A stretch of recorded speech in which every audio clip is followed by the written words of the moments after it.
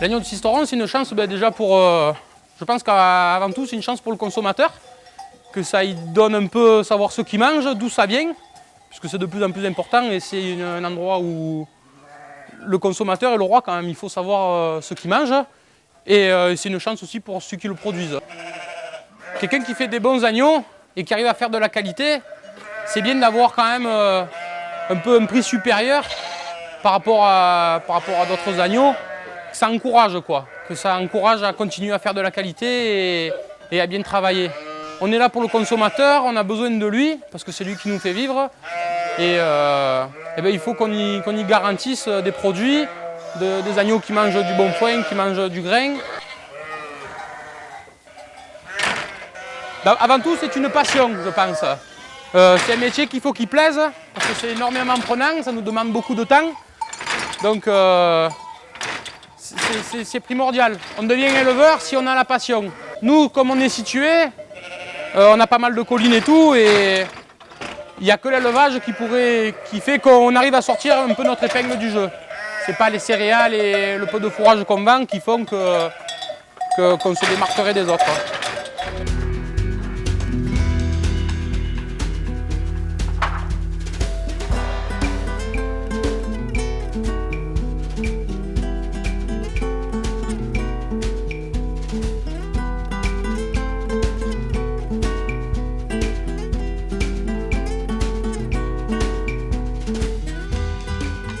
On est 3 associés et on a 5 employés, mais pas à temps plein. Donc l'équivalent de 4 employés à temps plein sur la ferme. Donc on transforme tout en une quinzaine de fromages différents. Et on vend ça à 10% ou 15% en direct, 5% à des détaillants. Et il reste 80% à des grossistes. Et avec une bonne valorisation du litre de lait, à savoir que le litre de lait produit sur la ferme est vendu 2,90 € pour l'année dernière. Et donc c'est la valorisation qui nous permet de payer le travail de tout le monde, quoi, voilà.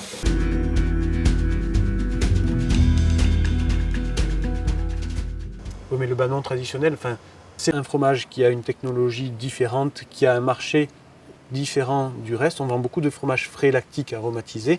Banon, donc c'est complètement différent, c'est pas les mêmes clients, etc. Et c'est pour nous un petit peu être moins dépendant des frais lactiques aromatisés et pas mettre tous ses œufs dans le même panier.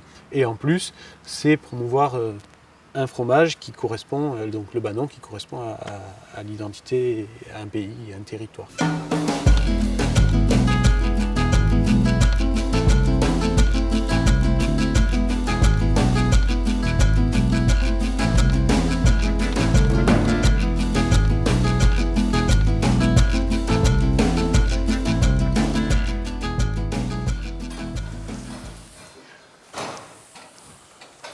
J'ai repris donc en m'installant une exploitation d'un pré retraité, mais à 15 km d'ici, sur le col Bayard, qui avait un petit quota laitier aussi. Donc on a démarré en 1996 avec un quota laitier d'environ 150 000 litres.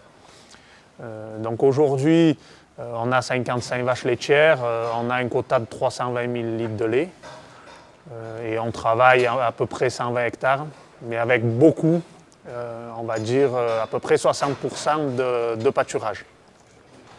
Autre chose qui nous ont quand même pas mal aidé, c'est qu'on est quand même sur la commune de Saint-Léger où il y a une petite station de ski familiale. On travaillait tous les deux donc, sur la station de ski, moi en tant que moniteur et mon associé donc, aux remontées. Et dans un deuxième temps, j'ai créé avec mon épouse des chambres et tables d'hôtes dans l'ancien corps de ferme. Sinon, sur l'exploitation, aujourd'hui, on commercialise le lait au groupe Sodial, donc Orlac, sur l'usine de Gap. Mais on a un projet avec 7 autres exploitations, donc la création d'une fromagerie dont la coopérative est déjà créée, on va dire aujourd'hui, à cette ferme qui s'appelle la coopérative donc Fromagerie des Écrins.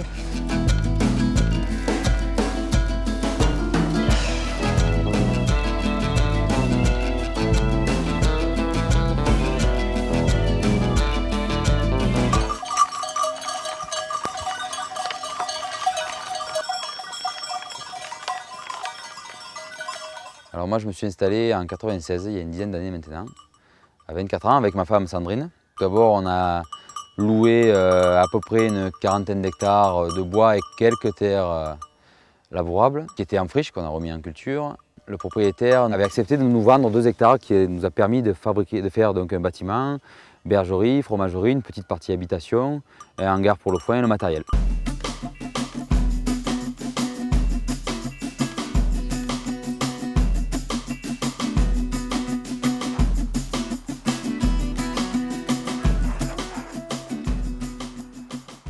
Je me suis installé en plein air parce qu'au niveau investissement, c'était beaucoup moins important. C'est une solution économique au départ, si on peut dire. Oui, la technicité, il en faut quand même un peu parce qu'il y a un suivi des animaux qui est quand même assez important. Au moment des mises au bas, au moment des saillies, il faut respecter certaines règles. Ouais. Pareil, on peut dire que le suivi technique est le même qu'un bâtiment.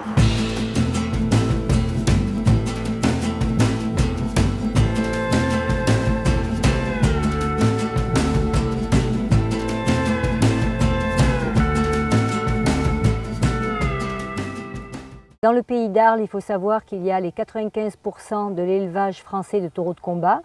Il y a 49 élevages de taureaux de combat qui sont donc destinés au spectacle de tauromachie.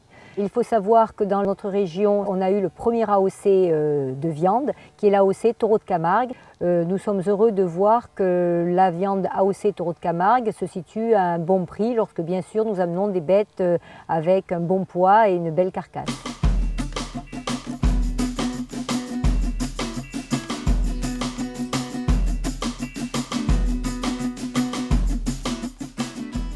Ce village donc, a été touché brutalement par la déprise agricole et la désertification, puisque nous avions ici à peu près 25 exploitations familiales et qu'il n'y en a plus que 3 aujourd'hui, mais 3 jeunes agriculteurs qui sont originaires de ce village et qui sont extrêmement dynamiques.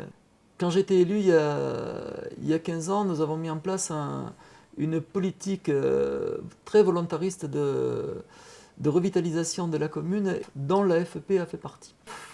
J'ai voulu très fort mettre en place un système de gestion qui soit connu de tous, des propriétaires, où tout le monde y trouverait son avantage. Donc les propriétaires fonciers d'un côté, les éleveurs de l'autre, donc les gestionnaires d'unités pastorales, et la commune, puisque ça lui permettrait d'avoir un plan de gestion sur les unités pastorales. Il y a une politique très forte qui a été faite en termes de débroussaillage, désenraisinement des parcelles qui avaient été complètement reboisées, chemin d'accès pour les tracteurs pour pouvoir faire ces travaux, réhabilitation de cabanes pastorales, recaptage de tous les anciens points d'eau avec des captages, avec des abreuvoirs, des parcs, des passages canadiens, des passages haute-route, des parcs de tri. On y a mis en place une politique très forte effectivement pour que nos éleveurs aient les moyens de mener ici dans cette commune une politique dynamique en termes de pastoralisme. Oui, l'avantage pour un éleveur, effectivement, une AFP, c'est la garantie à travers un bail ou une convention pluriannuelle de pâturage d'avoir la pérennité de gestion sur un territoire qui appartient à plusieurs propriétaires. Et c'est la garantie aussi pour ce propriétaire d'avoir un loyer sur une parcelle dont toutefois peut-être il ignorait même l'existence dans la montagne. Maintenant, il touche un loyer.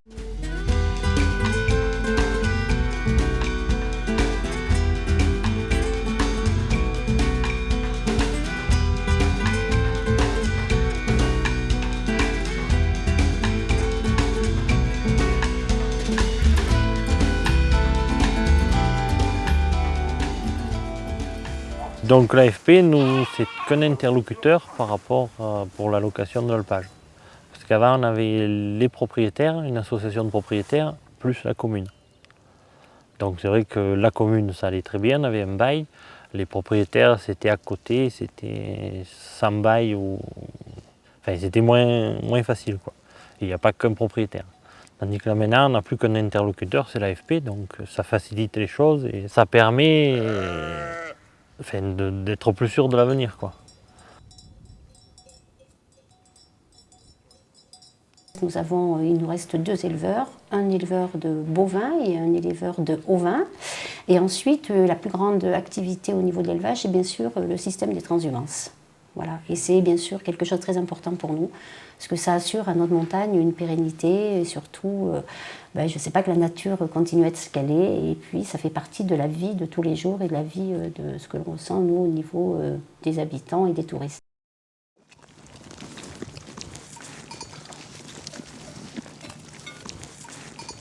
On a mis dans l'AFP qu'on a créé tout le territoire de la commune, que ce soit privé ou communal, à l'exclusion bien sûr des zones des villages.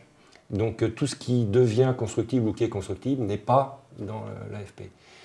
Et comme ça, on a une gestion globale de la surface.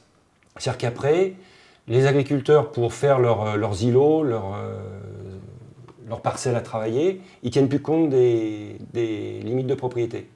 Ils se répartissent la surface de la commune en ayant des coins ladrés, à l'UBAC, en s'arrangeant pour que les parcours soient faciles et le travail de fauche plus rationnel.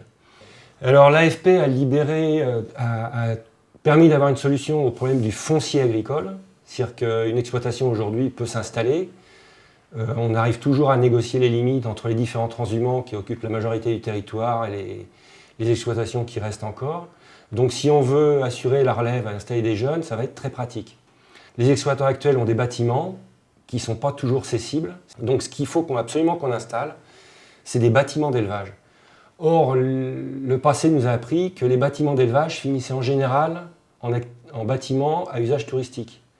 Donc il faut absolument, comme maintenant on est très limité au niveau du constructible avec les problèmes de risque, il faut absolument que les derniers bâtiments qu'on peut construire sur la commune pour l'élevage restent à l'élevage. Et donc on est en train de chercher un montage juridique pour avoir des bâtiments qui appartiennent à des collectivités territoriales, ça peut être la région, le département, la commune, et qui seraient mis en location, à bail d'exploitation, et qui seraient ensuite repris et recédés à un nouvel agriculteur. Et cette dernière étape est absolument indispensable parce que les exploitations sur la commune arrivent à un âge pas avancé, mais à un âge de la retraite. Donc si on veut installer des jeunes, il faut absolument qu'on trouve des bâtiments.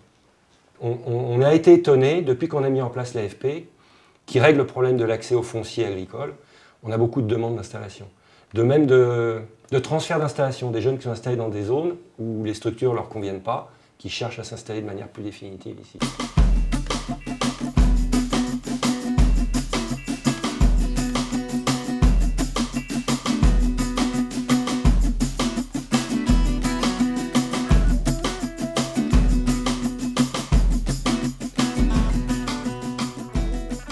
On gère une réserve qui fait 7500 hectares et c'est 7500 hectares de pâturage. Et le pâturage est réellement essentiel au maintien de la diversité biologique et du patrimoine naturel de la réserve. Donc, pour faire simple, sans éleveurs et sans moutons, il est quasiment impossible de gérer et de maintenir ce patrimoine naturel. Donc l'intérêt, il est vraiment de travailler ensemble pour faire en sorte que la gestion soit la plus efficace possible. À la fois pour élaborer des mesures qui soient réellement concertées, c'est-à-dire qui puissent à la fois bénéficier à la faune, à la flore, au milieu, mais aussi être intéressantes pour les éleveurs. Et puis on voit au niveau de l'ensemble des gestionnaires d'espaces naturels en région PACA que le pastoralisme intervient dans la gestion de quasiment tous les espaces naturels de la région. Si vous prenez le Luberon, les parcs nationaux alpins, etc. Donc c'est évident qu'il y a ce partenariat existe déjà et il est certainement appelé à se développer à assez court terme. Cette hétérogénéité de la végétation qui est générée par les pratiques pastorales est vraiment un facteur clé pour le maintien de cette biodiversité puisque ça génère des milieux assez différents et chaque espèce va trouver un peu sa place dans ce panel de milieux.